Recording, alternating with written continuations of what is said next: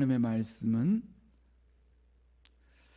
사무엘하 6장 16절부터 23절까지 말씀입니다.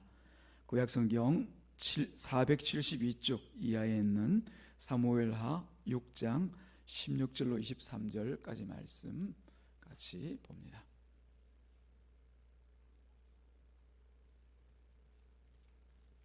다 찾으신 줄 알고요. 사무엘하 6장 16절부터 23절까지 말씀을 한 절씩 나누어 교독합니다. 16절, 여호와의 궤가 다윗 성으로 들어올 때에 사울의 딸 미갈이 창으로 내다보다가 다윗 왕이 여호와 앞에서 뛰놀며 춤추는 것을 보고 심중에 그를 업신여기니라.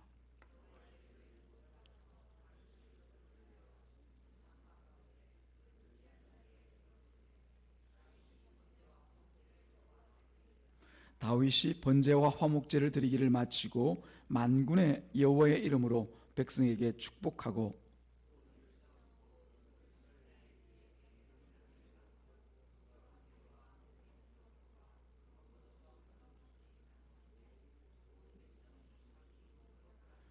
다윗이 자기의 가족에게 축복하러 돌아오매 사울의 딸 미갈이 나와서 다윗을 맞으며 이르되 이스라엘 왕이 오늘 어떻게 영화로우신지 방탕한 자가 염치 없이 자기의 몸을 드러내는 것 같이 오늘 그의 신복의 계집종의 눈앞에서 몸을 드러내셨도다 하니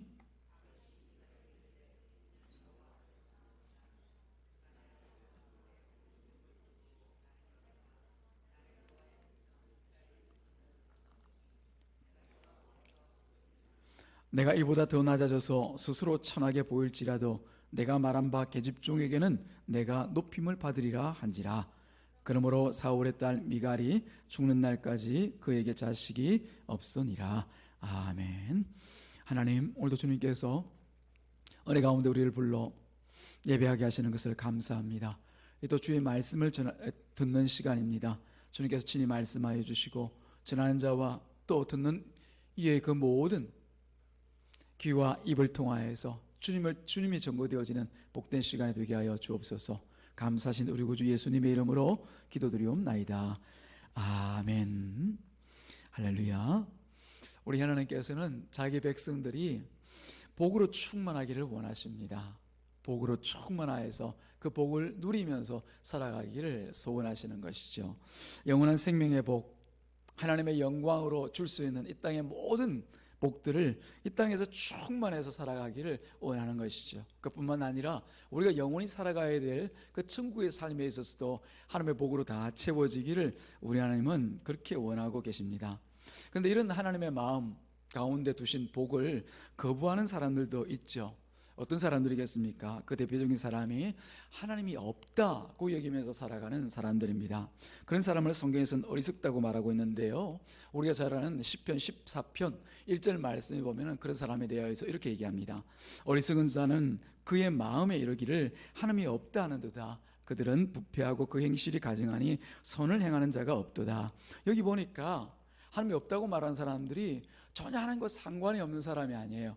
우리 식으로 얘기하자면 불신자같이, 즉 세상에서 그냥 하나님 없이 살아가는 그런 사람을 얘기하는 것이 아니라 하나님을 알지만 그 마음에 이르기를, 그 마음 속에는 하나님이 없다고 생각하고 살아가는 사람들을 얘기합니다. 우리 식으로 얘기하자면 신자로 부름을 받았지만은 교회에 속해져 있지만 마치 하나님이 계시지 아니하는 것처럼 여기면서 살아가는 그 사람들이 참으로 어리석은 자요, 그 사람들이 하나님의 복이 없다라고 말씀을 하시는 거죠. 그래서 그들이 하는 그 모든 생각과 행동들을 보니까 부패하고 행실이 가증하여서 선을 행하는 자가 없다. 여기서 말하는 선은 곧 하나님의 뜻대로 살아가는 그 삶을 얘기하는 거죠. 하나님의 뜻대로 순종하는 그런 일이 없더라. 왜요? 하나님이 아니 계시니까, 하나님이 있는 살아계신 분으로 여기지 않으니까 그렇게 살아갈 수밖에 없는 것이죠. 그런 사람들을 우둔하다, 아둔하다, 앞에 있는 것도 못 챙겨 먹는 그런 어리석은 사람이다라고 성경은 표현하고 있습니다. 그러나 그 반대로 하나님의 복을 누리면서 살아가는 그런 신자들도 있습니다. 우리가 잘 아는 시편 1편 1절 2절 말씀해 보니까 복이 있는 사람은 악인들의 꾀를 따르지 아니하며 죄인들의 길에 서지 아니하며 오만한 자의 자리에 앉지 아니하고, 왜 그렇겠습니까? 하나님께서 살아계시니까, 하나님께서 원치 않는 그 자리들이니까 따르지 않고 앉지 않고 그렇게 살아가는 것이죠. 그러면서 2절에서는 오직 여호와의 율법을 즐거워하며 그의 율법을 주야로 묵상하는도다. 하나님의 말씀을 그 삶의 중심에 놓고 그 말씀을 기뻐하고 혹은 두려워하면서 그 말씀을 날마다 붙들고 살아가기를, 그 율법을 주야로 묵상하는도다. 마치 소가 여분을 먹고는 그냥 그 입안, 그 위 안에 넣고는 하루 종일 그냥 그것을 뭐 다시 씹었다가 집어넣고 넣었다가 다시 집어넣고 하는 것처럼 그 말씀을 날마다 시간마다 때마다 생각하면서 살아가는 그 삶이 바로 복이 있는 사람의 삶이라고 하는 것을 보여주고 있는 것이죠.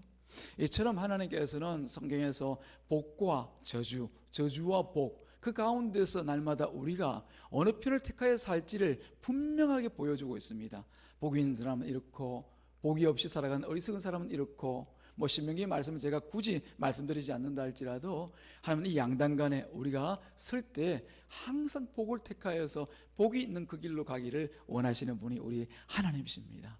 그래서 우리도 그 복을 택하여서 그 복의 길을 가기 위하여서 이 자리에 나와서 예배를 드리고 또 하나님의 말씀을 듣고자 또 청종하고자 이 자리에 있는 것이지요. 하나님의 복은 우리 모든 일 가운데서 증명이 됩니다. 사실 성경에서 복이라고 얘기하면은 우리 세상적인 그런 복을 얘기하는 것 아니지 않습니까? 눈에 보이다가 사라지고 말, 그런 복이 아니라 영원한 하나님으로부터 주어지는 그 복이라고 하는 것 생각할 때 어떻게 보면은 이게 너무 추상적이지 않은가, 그 복이 과연 있기는 한가, 뭔가 궁금할 수도 있지만 하나님께서는 그 복이 우리 가운데 있고 없고를 분명하게 눈으로 볼 수 있도록 만들어 주십니다. 혹은 우리가 지각할 수 있는 모든 감각을 통하여서 저건 복이 있는 거구나, 복이 없는 거구나 라고 하는 것을 깨달아 알 수 있도록 만드는 거죠. 때는 우리가 스스로 판단하지 못할 때는 성경을 통하여서 이게 바로 복이 있는 거야, 이게 복이 없는 거야 라고 하는 것을 보여주십니다. 그래서 우리 모든 일을 통하여서, 살아가는 모습을 통하여서 이 복된 모습들이 증거가 되고 증명이 되는 것이죠. 우리에게 주신 몸과 마음 여러 것을 통하여서 하나님께서 복이 있는 자와 어리석은 자의 혹은 복이 없는 자의 모습을 비교해서 보여주시는데, 우리가 먼저 보면 눈으로 그것을 확인할 수가 있죠. 이 지각, 우리가 뭐 다 볼 수는 없지만 그래도 하나님께서 주신 눈을 통하여서 그 조금은 얼마가는 복이 있고 없고의 그 차이를 분간할 수가 있습니다. 사람의 얼굴을 보기 바랍니다. 그 얼굴에 보면은 하나님의 복이 있는 사람들의 얼굴들은 그야말로 한편으로 밝고 환한 얼굴입니다. 왜요? 복받은 사람의 얼굴이 찌푸려 있고 뭐 근심과 염려에 가득 차서 그냥 얼굴이 그냥 찡그려져 있고 그런 얼굴 상상할 수 있습니까? 아니죠. 하나님의 복이 그 심령 가운데 있으면은 정말 그 기쁨 때문에, 어찌할 수 없는 그 기쁨 때문에 얼굴에 드러나서 환하고 밝고, 또 한편으로는 그 사람과 함께만 있어도, 가까이만 있어도 같이 행복해질 것 같은 그런 얼굴을 보여주고 있습니다. 그것만 가지고 우리가 판단할 수는 없죠. 얼마든지 얼굴도 표정도 우리가 지어할 수 있는 그런 사람들이기 때문에 그렇죠. 귀로 들을 수가 있습니다. 귀라고 하는 감각을 통하여서 저 사람이 정말 복받은 사람이구나, 또 저 사람은 정말 복이 있어야 될 텐데 왜 복이 없지? 라고 해서 우리가 판단해 볼 수가 있는 거죠. 그 사람의 말을 들어보면은 어떤 종류의 말을 많이 하고 있는지, 대부분의 말이 어디를 향하고 있는지를 잘 들어볼 수가 있습니다. 어떤 사람은 기쁨과 그야말로 긍정적인 말 할 수 있지 뭐, 힘들지만 해보지 뭐, 그 다 알지만 해보는 게 좋지 않겠어, 하면 되지 뭐, 그런 식으로 어떤 긍정적인 말을 통하여서 자꾸만 하나님의 능력을 그 삶 가운데 끌어들이고자 합니다. 하나님께서 계신데 우리 가운데 약속하셨으면 그 일 하나님께서 하시지 뭐 우리가 못할 건 뭐 있겠어, 해보자고 그런 식으로 자꾸만 감사와 또 하나님께 영광을 돌리는 말과 긍정적인 말들을 합니다.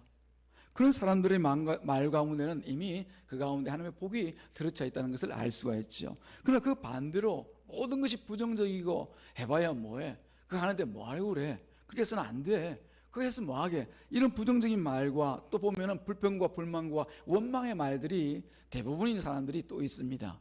그 사람은 교회 안에 들어와 있다고 하지만 사실은 그 가운데 하나님의 복을 누리지 못하고 살아가는 사람이라는 것을 우리가 금방 알 수가 있죠.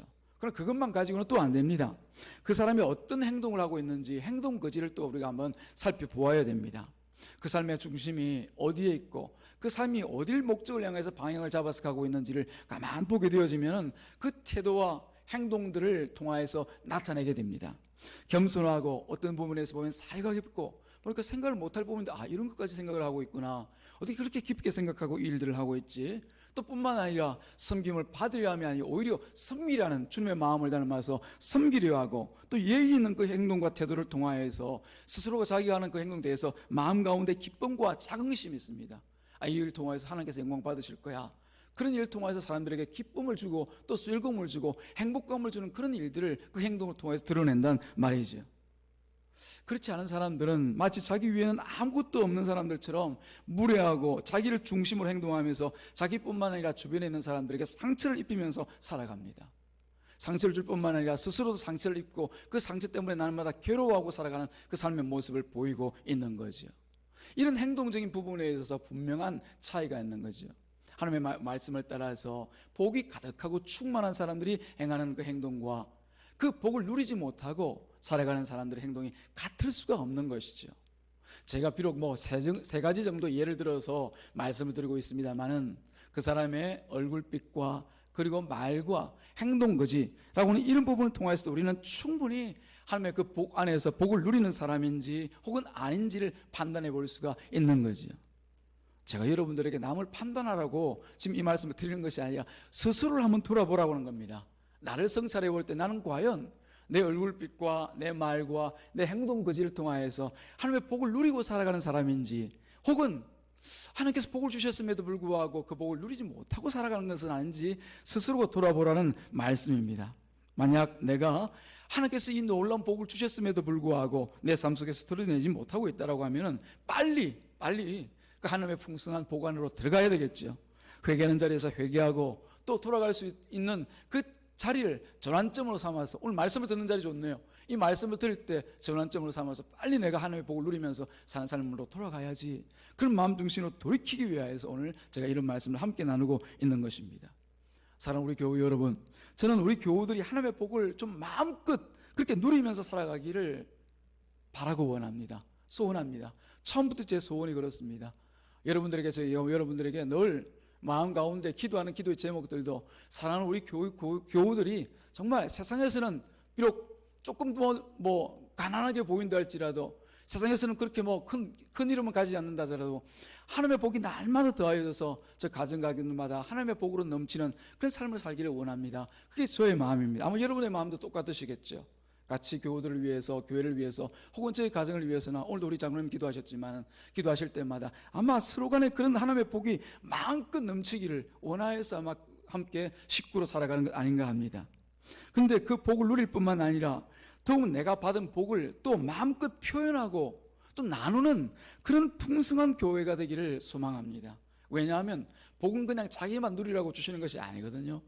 하나님께서 한 사람을 택하셔서 복을 주실 때 이 복을 가지고서 너 잘 먹고 잘 살아라, 그런 하나님 아니지 않습니까? 보면 가서 복음을 전하라고 하는 것도 이 복된 소식을 전하라, 나누어주라, 남에게 또 전달해줘라 라고 해서 우리를 일종의 배달꾼으로 삼으시는 것이죠. 그 복을 누릴 뿐만 아니라 이 복을 전달할 수 있도록, 전할 수 있도록, 나눌 수 있도록 하나님께서 우리를 부르셨다는 것을 다시 한번 생각하시고, 그런 나눔의 풍성한, 복을 나누는데 풍성한 우리 삼광교회가 되기를 주님의 이름으로 축복합니다. 그런 우리에게 오늘 성령님께서 또 말씀을 통하여서 도전하고자 하십니다. 오늘 성경을 통해서 보게 되어지면은, 항상 이 성경 안에서 보게 되어지면은 똑같은 답을 도출해내는 데 있어서 어떻게 보면 상반된 두 가지의 견해와 생각과 또 입장들을 보여주십니다. 한 가지의 답인데 하나님께서 말씀하시고자 하는 것은 답이 여러 가지가 아닙니다. 한 가지의 답입니다. 그런데 그 답을 끌어내기 위해서 두 가지의 상반된 모습을 보여주면서, 그러면 너는 어떻게, 어떤 길을, 누구를, 무엇을 택하기를 원하시느냐 라고 하나님께서 그렇게 우리에게 두 가지의 모습을 보여줄 때가 자주 있습니다. 예를 들면 창세기부터 보면은 아담과 하와의 그 자녀들인 가인과 아벨의 두 사람을 비교해서 보여주십니다. 그래서 너는 아벨의 길을 갈래, 너는 가인의 길을 갈래, 이렇게 우리 가운데 도전하시는 것이죠. 그런데 오늘도 보니까 두 사람이 같이 나타나서 대비되어지는 것을 볼 수 있습니다.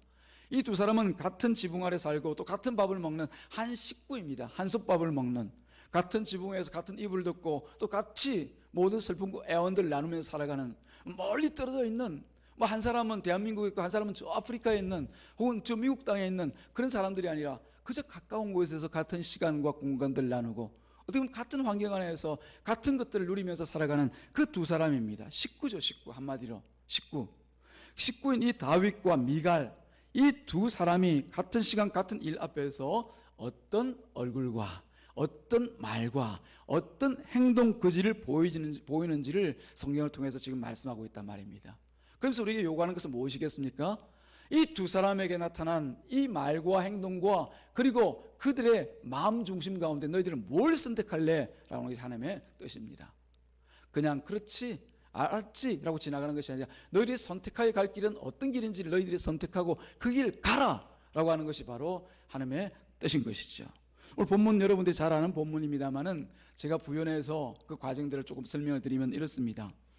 이스라엘 백성들 가운데 여호와의 언약궤라고 하는 것, 법궤라고 하는 것은 그 삶의 중심이 아닐 수가 없습니다. 하나님께서 시내산에서 모세에게 법궤를 주실 때 그 법궤를 통해서 하나님께서 그들과 함께 하신다라고 하는 것, 함께 하신다라고 하는 것, 그 법궤가 신령하고 뭐가 능력이 있고 그래서가 아니라 하나님께서 함께 하신다는 그 증거로 여호와의 법궤를 모세를 통하여 주시죠. 그리고 이스라엘 백성과 떨어질 수가 없습니다. 왜요? 그 안에 하나님의 임재가 있고 그 안에 하나님의 말씀이 있기 때문에 그런 것이죠. 그런데 그 여호와의 법궤를 블레셋 백성들에게 빼앗기게 됩니다. 그런데 빼앗겼던 이 블레셋 땅 가운데 있는 그 여호와의 법궤를 다윗이 마음 가운데 다시 이스라엘 백성들 가운데 돌이키기를 원합니다. 그 마음 중심을 하나님께 기도할 때 하나님께서 들으시고 여호와의 법궤를 다시 옮겨올 수 있도록 하거든요. 그런데 첫 번째 그 일을 시도할 때 다윗이 큰 실수를 하게 됩니다. 뭡니까? 자기의 열정과 자기 정성만 가지고서 여호와의 법궤를 모셔오고자 할 때 새 수레를 준비합니다. 어떤 수레요? 아주 아름답게 시작한 멋있게 만든 그 수레를 준비해서 여호와의 법궤를 그 수레에 담아서 가져오고자 하는 거죠.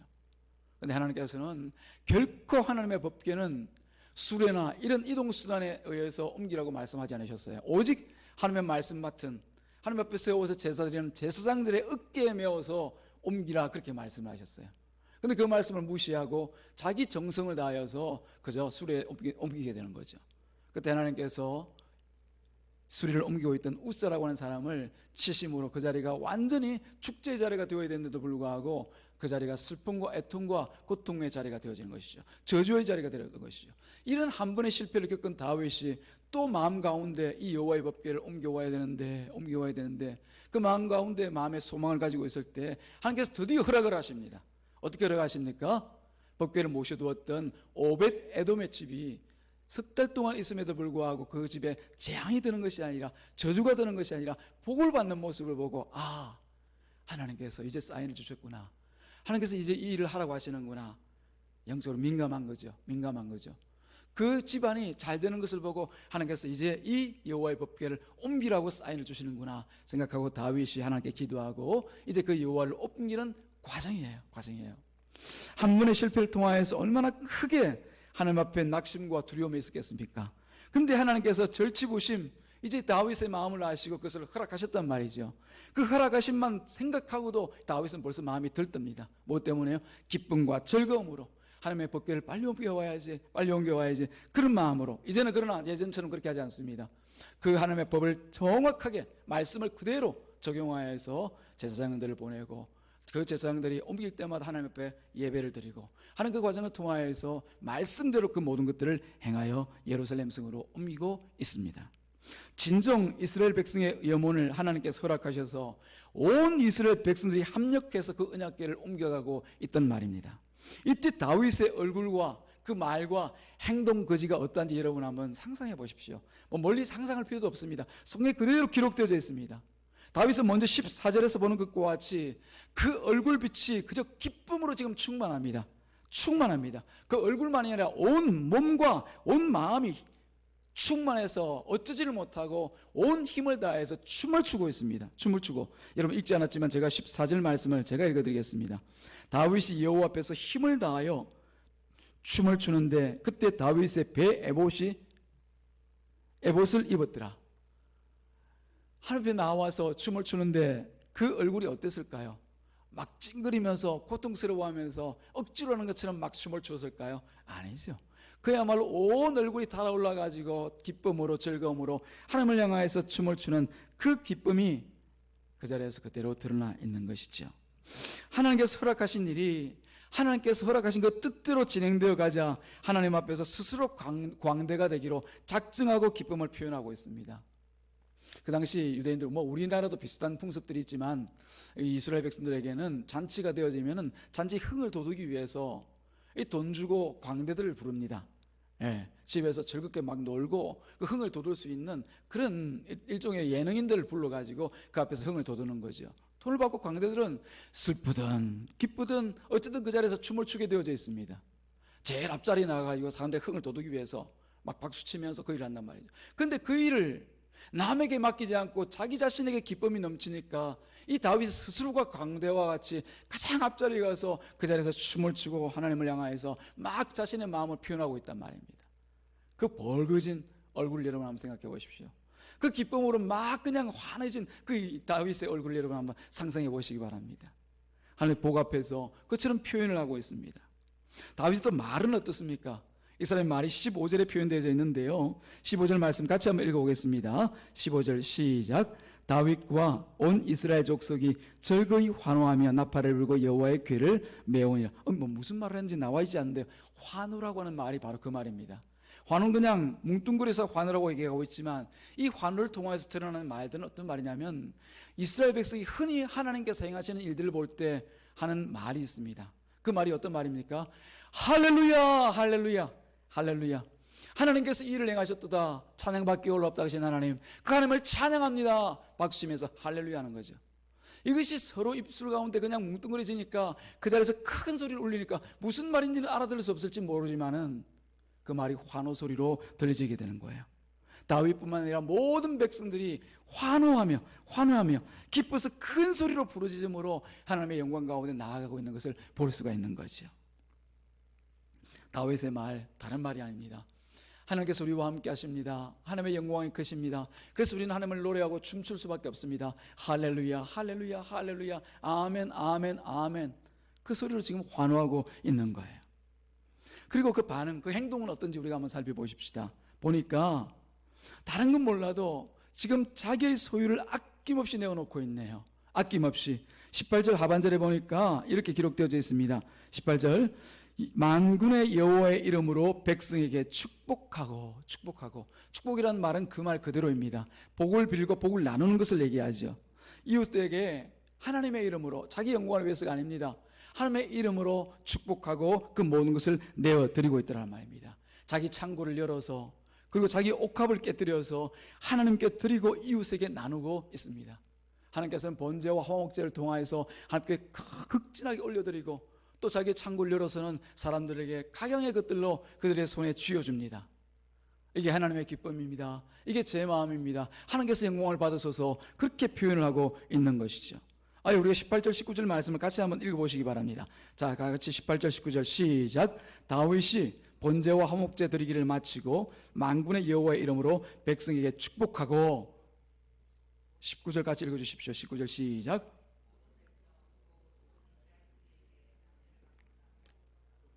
고기 한 조각과 건포도떡 한 덩이씩을 나누어 주매. 참된 기쁨의 표현인 것이죠. 하나님께서 내게 행하신 일에 대하여서 그 참된 기쁨들을 이렇게 스스로가 행동으로 표현하고 있는 거죠. 억지로 하는 것 아닙니다. 억지로 그 앞에 서서 광대 노릇하라고 춤추라고 해서 나아가서 춤추는 춤이 아니라 여호와의 언약궤가 이제 이스라엘 백성 가운데 또 자신의 성에 들어오는 그 일에 대하여서, 그 무엇보다 하나님께서 자신의 그 과오에도 불구하고 그 잘못에도 불구하고 다 용서하시고 새롭게 허락하여 주셔서 하나님의 일을 이루시는 것을 보고 그 현장에서 그 기쁨으로, 그 은혜로 나아가서 말하고 춤추고 또 행동하고 있는 거죠. 그런데 비교가 되는 또 한 사람을 성경은 우리에게 보여주고 있습니다. 바로 미갈이죠. 미갈이 지금 어떤 입장에서 얼굴과 말과 행동을 하는지를 우리가 주의 깊게 살펴볼 필요가 있습니다. 미갈은 16절에서 보니까 그 여호와의 법궤가 들어와서 온 백성들이 환호하고 즐거워하고 할렐루야 할렐루야 하고 있을 때 창에서 내다보고 있었다라고 표현되어 있습니다. 16절 제가 한번 읽어드릴까요? 여호와의 궤가 다윗 성으로 들어올 때 사울의 딸 미갈이 창에서 내다보다가 이 행동을 여러분들이 주의 깊게 한번 생각해 보시기 바랍니다. 그때 그 얼굴 표정이 어떤 표정일지 여러분 한번 상상해 보시라는 얘기입니다. 아마 이 미갈은 그 모습을 보면서 마치 눈에 못 볼 것이라도 보는 것처럼 아마 싸늘한 그런 표정이 아니었을까요? 못마땅해 하면서 곁눈으로 아마 보고 있었을 것입니다. 직접 보지도 않고 누가 무엇을 하는지, 왜 저렇게 기뻐하는지 기쁜 눈으로 들여다보기보다는 그냥 실눈을 뜨면서 에휴 저것들 왜 저러고 있는지 아마 그렇게 하고 있어요. 그래서 그 표정을 업신여겼더라라는 그 말 가운데 잘 드러내고 있습니다. 업신여겼더라. 그 말은 어떻습니까? 20절 말씀에 보니까 다윗이 자기의 가족에게 축복하러 들어오매 사울의 딸이 미갈이 나와서 다윗을 맞으며 이르되, 사울의 딸 미갈이 나와서 다윗을 맞으며 이르되, 이스라엘 왕이 오늘 어떻게 영화로우신지 방탕한 자가 염치 없이 자기 몸을 드러낸 것 같이 오늘 그의 신복의 계집종의 문 앞에서 몸을 드러내셨도다. 지금 다윗을 야단치고 있어요. 빈정대고 있어요. 기쁨으로 자신을 헌신하고 있는 이 다윗의 마음에 물을 끼얹고 있어요. 방탕한 자가 염치 없이 자기 몸을 드러내는 것처럼 이것은 그 자리에 하나님께 영광을 돌리며 기쁨으로 환호하는 이스라엘 백성들을 지금 뭐라고 얘기하고 있습니까? 방탕한 자라고 표현하고 있어요. 방탕이라는 것은 우리가 히브리어를 살펴보니까 이 방탕한 자라는 것이 다른 게 아니라 바로 정신 나간 사람들이라는 뜻이에요. 정신 나간 사람들. 아무 지각이 없이 정신 나간 사람처럼 그 자리에서 막 뛰고 놀고 즐거워하는 그 모습을 보고 정신 나간 사람들이라고 얘기하고 있어요. 그런 사람 취급하고 있어요. 춤을 추면서 할렐루야를 외치는 환호하는 이 이스라엘 백성들을 바보 같은 짓을 하고 있다고 지금 평하고 있단 말입니다. 그래서 방탕한 자가 염치 없이 자기 몸을 드러낸다 이렇게 얘기를 하고 있어요. 정신없어가지고 저처럼 바보 같은 짓을 하고 있는 사람들과 같이 다윗 당신도 그렇게 똑같이 행하고 있더라고요. 지금 그렇게 얘기를 하는 거죠. 오로지 자기 기준으로 판단해서 진정 하나님을 향한 그 기쁨을 표현하는데, 자기를 표현하는데 온몸을 다던져 표현하고 있는 이 다윗을 향해서 그 에봇이 벗겨지도록 힘써 하나님께 감사를 표현하고 하나님께 주시는 그 은혜를 마음 가운데 누리고 있는, 그 복을 누리고 있는 이 다윗을 정신 나간 사람들과 같이 쓸데없는 일을 한 것처럼 지금 보고 말하고 있는 거죠. 이런 미갈의 행동은 어떤 행동입니까? 한마디로 말해서 하나님의 기쁨을 지금 보지 못하고 있는 그런 행동이라고 볼 수가 있죠. 잠시라도 이 여호와의 법궤가 그 백성들 가운데 다시 돌아온다는 건 사실이 어떤 일인가를 다시 한번 생각해 보았다라고 하면은 아마 그 자리에 가만히 있을 수가 없을 거예요. 집안에 들어 앉아가지고 창밖으로 내다보면서 있는 이런 일을 안 했겠죠. 오히려 자신의 신분이 무엇이든지 그 신분이 뭐가 중요합니까? 다윗과 같이 밖으로 나가서 같이 환호하고 그 자리에서 같이 기쁨을 누리기 위해서 박수 한 번이라도 더 치고 더 한 번 하나님을 환호하는 할렐루야를 더 크게 외쳤겠죠. 그러나 이 미갈은 그렇게 하지 않습니다. 오히려 하나님께서 허락하신 이 일에 감사여서 기쁨으로 춤추고 환호하고 주님의 사랑을 나누는 그 다윗의 심정을 모를 뿐만 아니라 그 기쁨을 나누고 있는 다윗과 이스라엘 온 백성들의 기쁨을 업신여기고 있습니다. 16절 말씀에 있는 업신여긴다는 이 말은 다른 말이 아니라 교만한 마음으로 남을 낮추어 보거나 하찮게 여기는 것을 교만이라고 업신여긴다는 말입니다. 하나님께서 그 자리에 계심에도 불구하고, 하나님의 역사가 그 자리 가운데 일어나고 있음에도 불구하고, 하나님께서 허락하셔서 그 놀라운 일들을 지어 행하시고 계심에도 불구하고 그 기쁨에 겨워 다윗과 이스라엘 백성들이 축제로 환호하며 그 앞에서 즐거움을 나누고 있음에도 불구하고 그것을 낮추어 보고 하찮게 여기고 있더란 말입니다. 하나님은 우리에게 제시하십니다. 이 두 사람의 모습을 통하여서 너희들은 무엇을 선택하겠느냐? 삼관교회야, 너희들은 나의 기쁨 앞에서 어떤 길을 가기를 원하느냐? 너희들은 누가 되기를 원하느냐? 내가 기뻐하는 그 일을 두고 너희들은 다윗이 되기를 원하느냐? 미갈이 되기를 원하느냐? 우리에게 도전하고 계신 것이에요. 근데 이 사람들이 어떻게 보면은 짧게 지나가는 하루의 해프닝으로 끝날 수 있는 일 같지만은 그냥 그랬으면 그만이지 뭐, 그랬나 보다 생각하면 그만일 일 같지만은, 근데 성경은 그렇게 하루의 일 한 번의 해프닝으로 끝내지 않습니다. 그들의 그 행한 그 일을 통하여서 그 결과를 우리에게 설명해 주고 있더라는 말입니다. 다윗은 21절에 다윗의 삶에 어떤 하나님의 은혜와 복이 임할지에 대해서 이렇게 얘기를 합니다. 이는 여호와 앞에서 한 것이라 그가 내 아버지와, 내 아버지는 바로 미갈의 아버지 사울을 얘기하고 있습니다. 사울과 그의 온 집을 버리시고 나를 택하사 나를 여호와의 백성 이스라엘 주권자로 삼으셨으니 내가 여호와 앞에서 뛰놀리라. 지금 내가 이렇게 한 것과 같이 내게 약속하신 그 하나님 앞에서 나는 영원히 그 앞에서 뛰노는 삶을 살 것이야. 하나님 앞에 반응하며 살 것이야. 그 하나님의 기쁨과 하나님의 그 복을 내 안에서 누리며 살 것이야. 그렇게 표현을 하고 있죠. 과연 이 다윗은 그 말대로 하나님의 그 영원하신 언약을 받고 그에게 장래가 확보되고 보장되어진 그런 삶을 살게 되어집니다. 그러나 미갈은 어떻습니까? 우리가 읽었던 23절 말씀과 같이 그러므로 사울의 딸 미갈이 죽는 날까지 그에게 자식이 없으니라.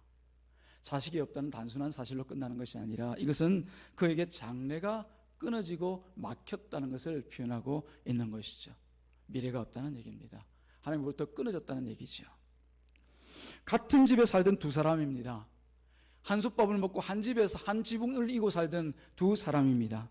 그런데 이 두 사람에게서 서로 다른 하나님의 기쁨 앞에 대하는 그 모습이 서로 다른 모습으로 나타났습니다.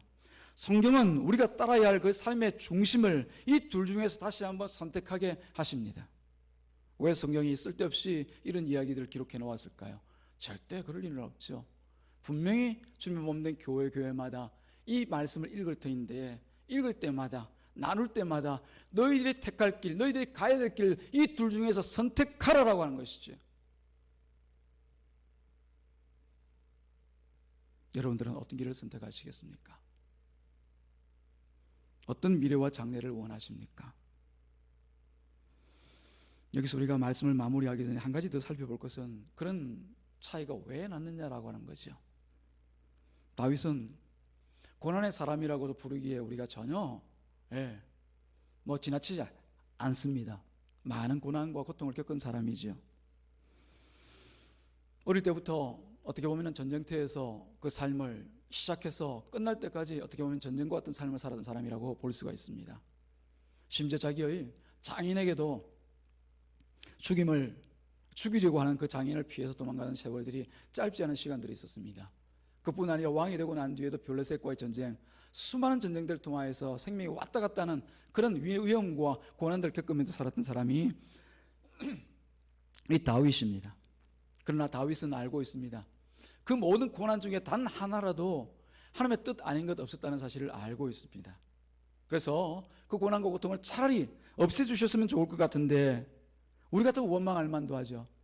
왜 나를 기름 부으셔서 왕으로 삼은다고 하시면서 이렇게 고난들만 주십니까? 왜 아픔들만 주십니까? 그런데 다윗은 원망하지 않습니다. 왜 그랬을까요? 사랑하는 여러분, 다윗이 왜 하나님을 원망하는 그 일이 없었을까요?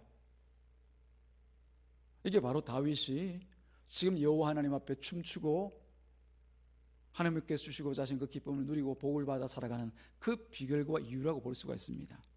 그것은 다른 것이 아니라 하나님을 신뢰했기 때문입니다. 우리말로 얘기하면 하나님을 믿었기 때문이죠. 단순히 예수님 믿어요, 나 구원해 주실 거 믿어요, 이게 아니라 신뢰했습니다. 신뢰. 늘 내 곁에 서서 나와 함께 하시며 나의 삶을 이끌어 가시는 분이 하나님이시다. 여호와는 나의 목자이시니 내가 부족함이 없으리로다.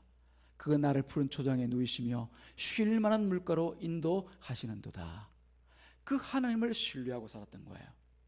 그러다 보니까 전쟁터에서 죽을 위기를 당하더라도 하나님 함께 하시니, 하나님께서 보내셨으니, 하나님께서 당하게 하시니 그 가운데서 오직 뭐만 하늘만 바라보고 행한 그의 모든 일들이 끝날 때마다, 고난이 끝날 때마다 하나님 감사합니다, 하나님 영광입니다. 그 고난을 주신 분이 하나님이신데 하나님께 감사를 드리고 기뻐하더란 말입니다.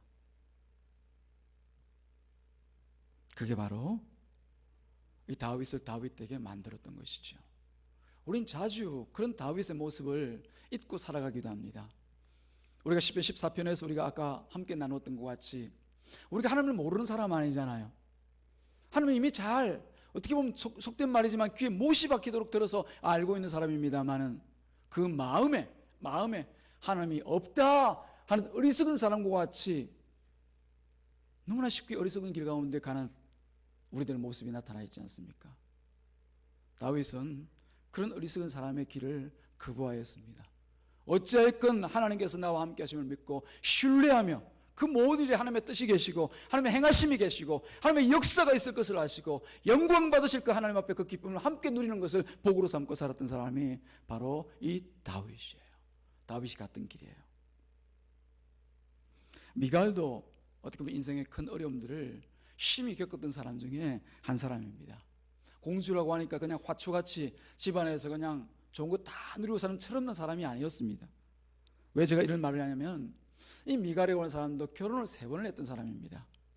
한 여성이 한 번의 결혼도 쉽지 않을 텐데 3번이나 결혼했다라고 하는 것은 아마 그 심령이 깎여나가고 고통스러워하고 그 눈물 지은 시간들을 이루 말할 수 없이 큰 아픔과 고통을 겪은 그런 여자라는 것을 우리가 알 수가 있습니다. 어떻게 해요?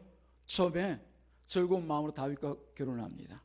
근데 원치 않게 다윗을 미워하는 자기 아버지 때문에 다윗을 버리고 갈림에 사는 라이스의 아들 발디라고 하는 사람 앞에 또다시 시집을 가게 되거든요. 자기 본이 살아있는 남편을 두고 다윗이라는 남편을 두고 다른 남자에게 들어가서 함께 아내가 돼서 살아야 됩니다. 그 마음과 고통이 어떻겠습니까? 뿐만 아니라 이제 어느 정도 안정되게 살고 있는데 다윗이 왕이 되고 나니까 나 저 미갈 내 처음 사람이야, 내 첫사랑이야, 내 첫 아내야, 진짜 내게 데려와야 되겠어. 다시 빼앗다시피 자기 집에 들어와 앉힌단 말이에요. 그때 함께 살던 그 발디는 어떡합니까? 울며 불며 미갈 가지마, 미갈 가지마, 다윗 저 미갈 내게 주십시오, 데려가지 마세요. 울며 매달립니다. 그것을 뿌리치고 다윗에게 온 이 미갈이란 말이에요. 그런 인생에 어떻게 보면 트라우마 같은 큰 상처와 같은 아픔이 있었던 이 미갈이 결코 평탄하게 살았던 삶이라고 볼 수 없습니다. 큰 고난이 있었죠. 전쟁을 치르는 것 같은 그런 큰 고난이 있었던 사람이죠. 그러나 이 미갈은 그런 고난을 겪으면서도 하나님의 뜻을 헤아리지 않은 사람인 것 같습니다. 여기는 하나님의 뜻이 계시겠지, 여기는 하나님의 뜻이 계시겠지, 여기는 하나님의 뜻이 계셔서 이렇게 했구나. 그러나서 하나님으로부터 주신 그 마음을 붙들고 나아가지 않았던 것이죠. 사울이 그랬거든요. 하나님의 뜻이고 뭐고 하나님을 모르는 사람 아닙니다, 사울도. 그럼에도 불구하고 이 사울은 늘 하나님의 말씀을 앞서고 자기의 뜻과 행동, 생각대로 행하였던 사람이 사울이거든요. 그런 사울과 같이 미갈도 역시 하나님이 아니라 자기 심령, 자기 마음, 자기 감정, 자기 기분을 중심으로 하나님을 의지하지 않고 살았다는 것을 우리가 알 수가 있는 것이죠. 사랑하는 여러분, 이제 우리 교회에 하나님께서 그 놀라운 일들을 벌써 시작하셨습니다. 2023년 하나님께서 사인을 주셔서 이 놀라운 일들을 시작할 때마다 우리 교회는 단 한 가지 목적을 가지고 살기로 작정했습니다. 영혼 구원과 제자 삼는 이 일에 말입니다. 그것이 하나님의 소원이라기에 그 소원을 우리가 이루어드린 그 일에 함께 헌신하기로 작정했습니다. 그렇다라고 하면 지금도 마찬가지입니다. 어쩌면 주님께서 오시는 그날까지 우리는 영혼 구원과 제자 삼는 이 일에 헌신하여 살아가야 될 줄로 믿습니다. 그 일을 잘 해보라고 하나님께서 리모델링도 진행하고 계시지 않습니까? 이제 1층이 거의 다 마무리했습니다. 끝나고 2층을 또 곧 시작해야 되겠는데, 이를 통하여서 하나님께서 기뻐하신 일을 위해서 우리가 같이 마음을 모르고 이 일을 위해서 함께 나아가는 저와 여러분이 되어지기를 주님의 이름으로 축복합니다. 그래서 마침내 우리 주님께서 기뻐하신 그 일에 우리가 다 같이 하나님의 은혜와 복을 누리면서 살아갈 수 있기만을 주님의 이름으로 축복합니다. 기도하겠습니다. 하나님 아버지, 감사와 찬양을 드립니다. 주님께서 우리 교회를 사랑하셔서 하나님께서 이미 우리 가운데 나눠주신 그 놀라운 복들을 또 이 지역과 또 영혼들을 위해서 나누라고 우리 가운데 귀한 은혜를 베풀어 주시고, 또 함께하는 교우들을 통하여서 우리 한 식구들 통하여서 이 귀한 복을 나누라고 하시는 줄로 믿습니다. 어찌할건 우리 교회가 세상에 나아가서 주님의 복을 나누는 그런 교회로 세워져 갈 수 있도록 축복하여 주시옵소서. 감사하신 우리 구주 예수님의 이름으로 기도드리옵나이다. 아멘.